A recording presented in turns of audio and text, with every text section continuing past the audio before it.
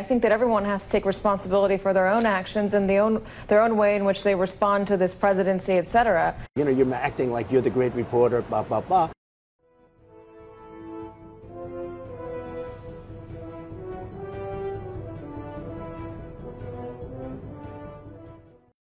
Well, folks, what a week. What a week indeed.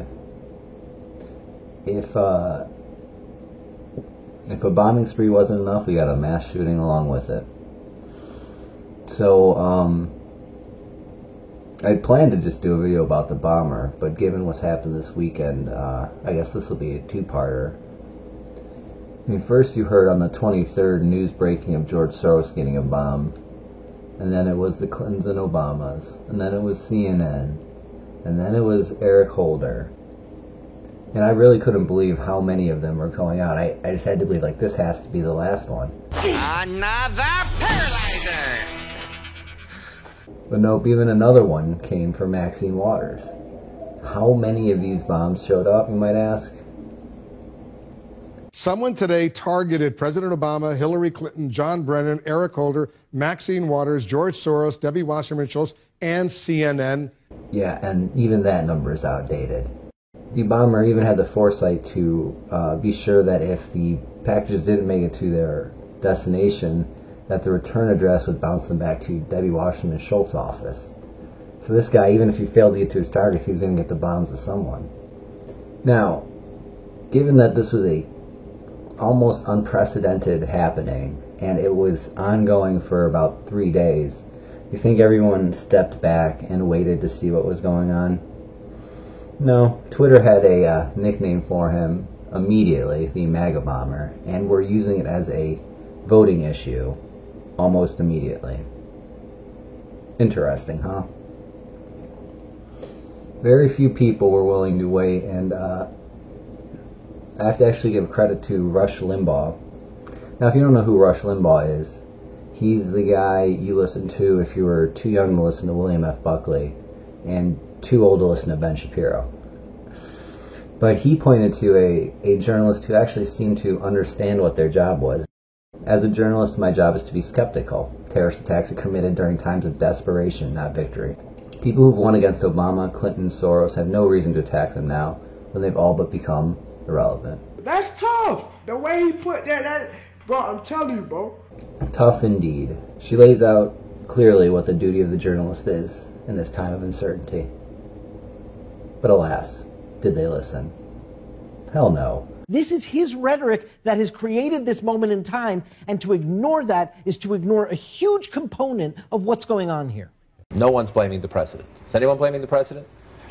How can you sit there and say you're not blaming the president with a crime like that? Come on now. Of course, he played no role in this, but you have to look at this sort of greater context, this atmosphere that he has created in Washington in attacking the media, and you have to wonder if that has contributed to what happened yesterday. Right, and hold on, do we I'm go still back going. to Barack also, Obama and take a gun to a knife fight, or no, to no, Hispanic voters that Republicans are giving me, or do we go back to the Weather Underground in 1960 or Ted McVeigh in the 1990s? Have you ever heard a politician, other than Donald Trump, say, I'm so proud, or give a kudos to another politician who body slammed a reporter? Have you ever heard that from anybody else other than Donald Trump?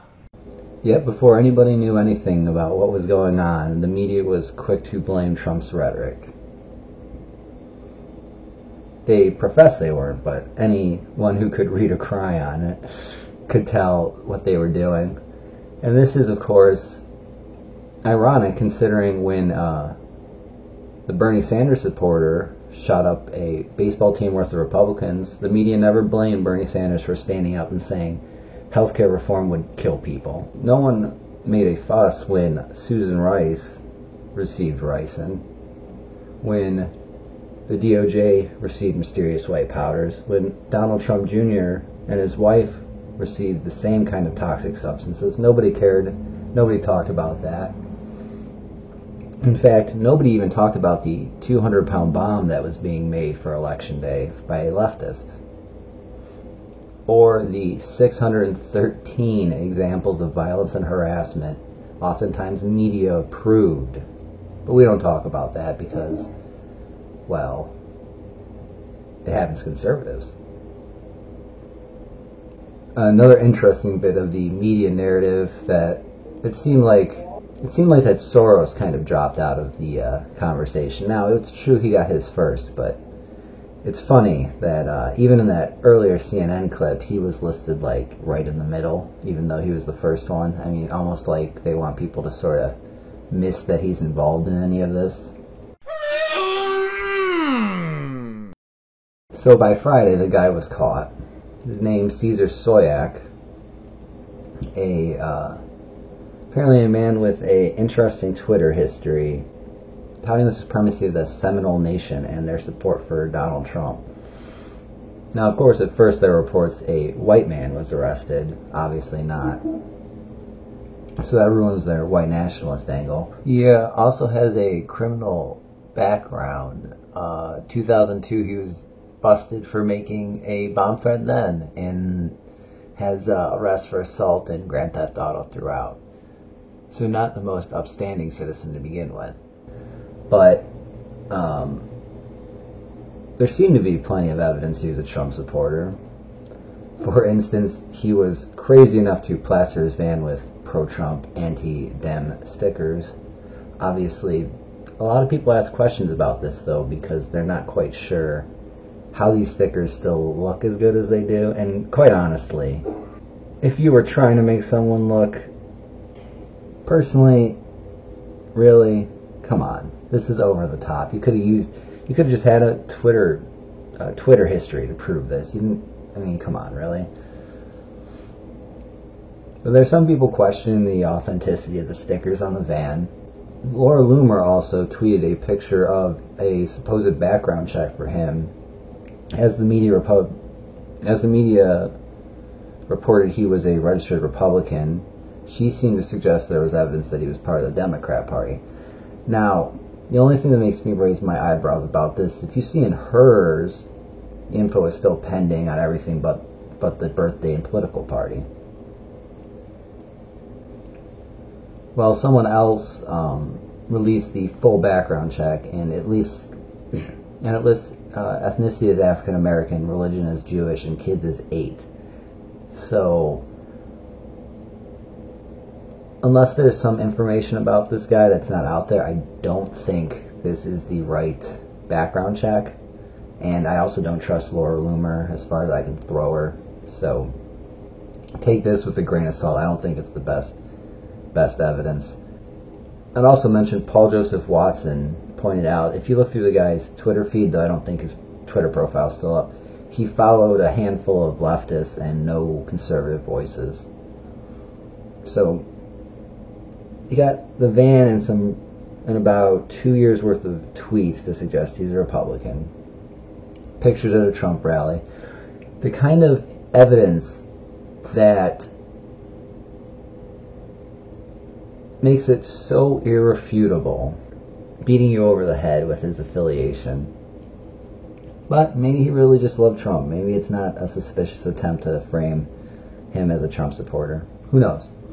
What we can talk about now is exactly what we do know. For one, there were sort of meme-y, sort of right-wing stuff like a fake ISIS flag on there. Again, much like the stickers and Twitter feed tie him to the right. You might think that's convenient, might raise your eyebrow. I might agree with you. But we also know, I think this is more important, is that the bombs were not capable of exploding.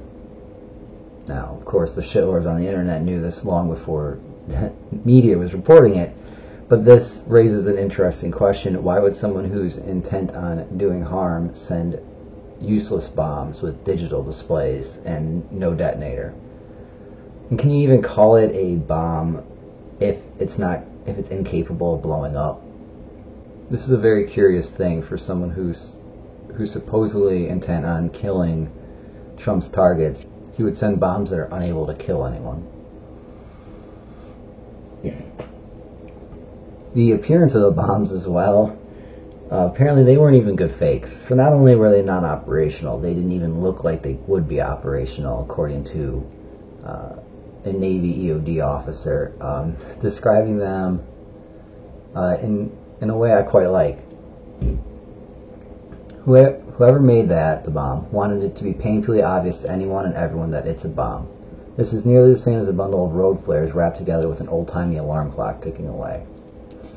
So his point being that they wanted you to think it was a bomb before you investigated anything. Kind of like as soon as you saw it, you would run away from it rather than maybe a real bomb maker might make it look like something you would inspect closer and then it would explode. Here he sent devices that would not explode and would send you running from the room as soon as you saw them. Now, crazy people aren't the best thinkers, but there's a lot of questions surrounding this and some things that wrap him up in a neat conservative or a neat Trump-supporting package that raises a lot of people's eyebrows, especially 2 weeks out from the midterms. With as desperate as the media and the Dems have been up until now, well, needless to say, some people still aren't buying it. But what it looks like now is a unhinged Trump supporter who had a history of violence sent a bunch of non-operational devices to people Trump didn't like 2 weeks out from the midterms, presumably to tank the Republicans' chances at taking the House and Senate. I don't know. But that's what we know about that little October surprise. Stay tuned. I'll be writing down some information on the shooter at the synagogue and be releasing that in a couple days. We'll do that as part 2 of the October surprise. We are the Republic's walls. Come and take it.